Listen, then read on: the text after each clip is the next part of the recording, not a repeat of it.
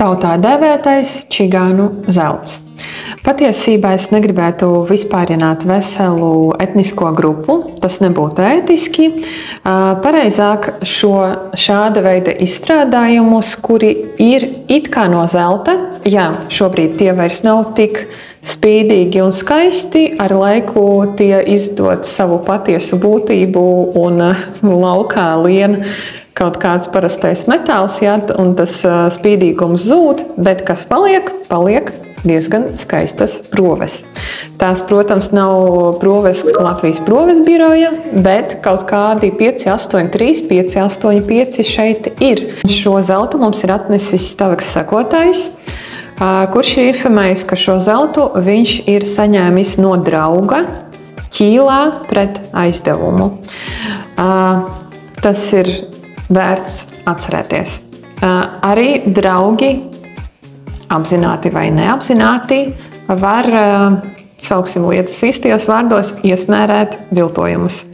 Tāpēc vienmēr, ja notiek situācija, ka Ķīlā jums atstāja kaut ko, vienmēr labāk pārliecināties, ka tas zelts ir īsts. Kaut vai tā, apnākot pie mums uz filiālē, mēs varam veikt zelta pārbaudi. Tas aizņem burtiski pāris minūtes. Toties jūs būsiet droši, ka jums Ķīlā atstātā kāda privāta personas manta ir īsta un ir tās naudas vērta, ko jūs tam cilvēkam tajā brīdī piešķirat. Mēs tagad ātri parādīsim, kā mēs pārbaudam šo zeltu un pārliecināsimies, ka nekāds zelts tas nav. Sāksim pārbaudi ar skābēm. Mums ir paraugs 585. Ja zelts ir īsts, viņam ir jāiztur skābe. Un šeit redzam, ka visi redzeni pazūd, neiztur. Ja nemagnetizējas, tad ir zelts vai sudrabs. Iespējams, tas ir sudrabs. Pārbaudīsim ar skābi sudrabam un jāpaliek sarkanam. Sarkans nav. Nec zelts, nec sudrabs. Paskatīsimies, kas tur ir iekšā. Rezultāti rāda, ka tur ir varš 96%. Pārbaudīsim arī tad otro redzenu.